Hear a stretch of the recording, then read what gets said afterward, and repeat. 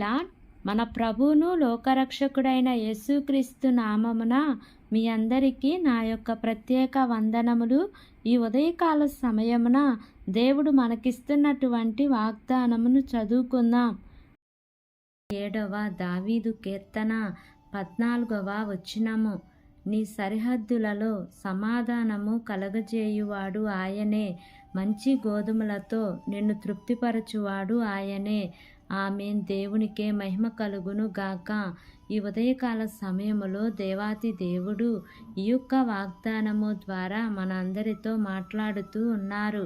ఈ యొక్క వాక్యమును మనం జ్ఞాపకం చేసుకుంటే మీ కుటుంబాలలో నెమ్మది లేక, సమాధానం లేక, శాంతి లేక బాధపడుతూ ఉన్నారా? అలాగే ఆర్థిక ఇబ్బందులతో బాధపడుతూ ఉన్నారా? వేదన పడుతూ ఉన్నారా?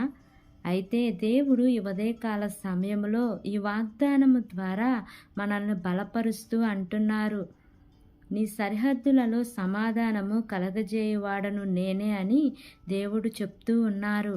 మీరు ఎక్కడ ఉంటే అక్కడ, మీరు పనిచేసే చోట, మీరు చదువుకుంటున్న చోట, మీరు ఉద్యోగాలు చేసే చోట, మీరు వ్యాపారములు చేస్తున్న చోట, ప్రతి చోట దేవుడు మీ సరిహద్దులను ఆయన సమాధానమును కలగజేయబోతూ ఉన్నారు.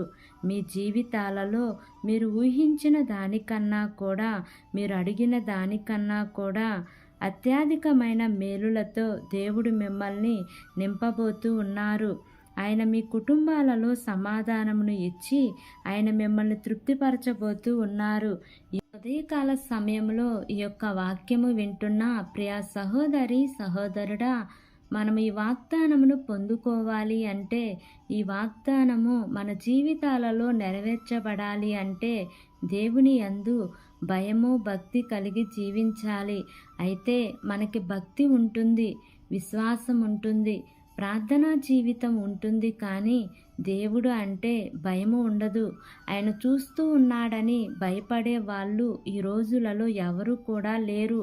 ఆయన మనల్ని చూస్తున్నారు కదా, మనం ఈ తప్పు చేయకూడదు, పాపము చేయకూడదు, ఈ పని చేయటము దేవుని దృష్టికి వ్యతిరేకమని తెలిసి కూడా మరి తప్పులు చేస్తూ మనము దేవుని సన్నిధికి దూరమైన పరిస్థితులలో ఉన్నాము.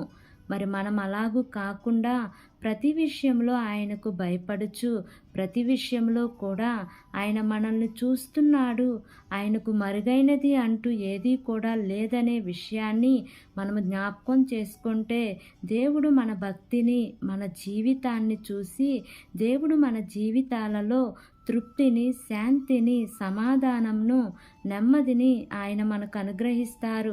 మరి మనం ఈ లోకంలో మనుషుల సహాయం కొరకు ఎదురు చూస్తూ ఉంటాము, కానీ లేఖన భాగము సెలవిస్తూ ఉంది, మనుషులను నమ్ముకొనుట కంటే యెహోవాను ఆశ్రయించుట మేలు అని. దేవుని యొక్క కృప కొరకు కనిపెట్టుకొనుట ఎంతో ఉత్తమము. మనము బంధువుల వైపు ఎక్కువ చూస్తాము, రక్త సంబంధికుల వైపు సహాయం కోసము ఎక్కువగా ఎదురు చూస్తూ ఉంటాము, కానీ మనకు అవసరమైనప్పుడు వారు మనకు సహాయం చేయరు. అందరూ మనల్ని వదిలి వెళ్ళిపోతారు.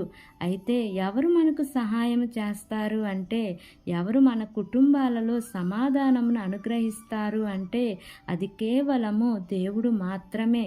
మనం ఆరాధిస్తున్న దేవుడు మాత్రమే మన కుటుంబాలలో సమాధానంను, శాంతిని, నెమ్మదిని అనుగ్రహించగలడు. కాబట్టి ఈ వాగ్దానంను నమ్మి ఈ వాగ్దానం ప్రకారంగా జీవిద్దాం.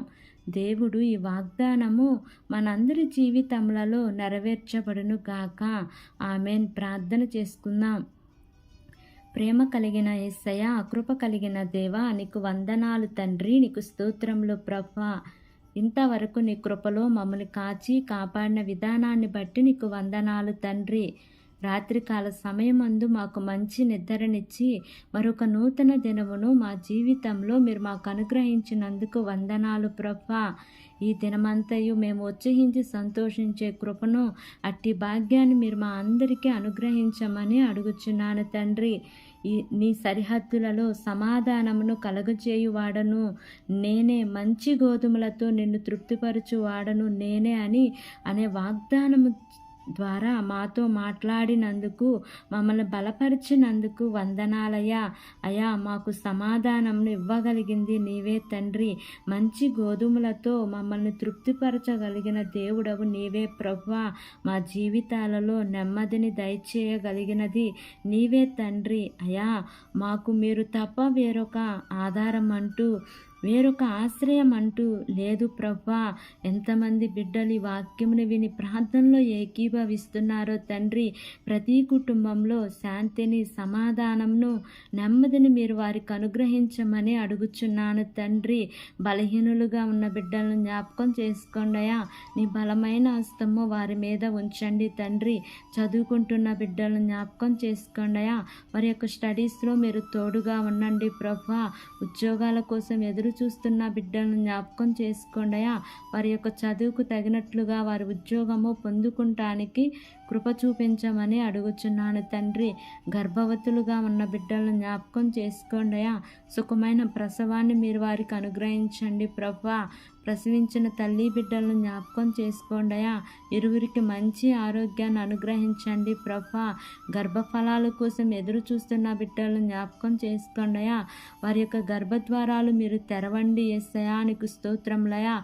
వివాహాల కోసం ఎదురు చూస్తున్న బిడ్డలను జ్ఞాపకం చేసుకోండియా. చక్కటి వధూవరులను మీరు జతపరచమని మిమ్మల్ని వేడుకుంటున్నాను తండ్రి. నీకు స్తోత్రములు దేవా. ఈ దినమున నూతనముగా ప్రారంభిస్తున్న ప్రతి కార్యక్రమంలో యేసయ్యా మీరు ముందుండి నడిపించమని అడుగుచున్నాను తండ్రి. నీ ప్రియబిడ్డలు చేస్తున్న ఉద్యోగమును, వ్యాపారమును, చేతు పనులన్నిటినీ కూడా మీరు ఆశీర్వదించమని మిమ్మల్ని వేడుకుంటున్నాను ప్రభువా. గృహాలు లేని వారి కోసం ప్రార్థన చేస్తున్నానయ్యా. గృహాలు కట్టి సగంలో ఆగిపోయిన వారి కోసం ప్రార్థన చేస్తున్నాను యేసయ్యా. అట్టి గృహాలన్నీ కూడా సకాలంలో కట్టబడటానికి కృప చూపించమని అడుగుచున్నాను తండ్రి. నీకు స్తోత్రములు ప్రభువా.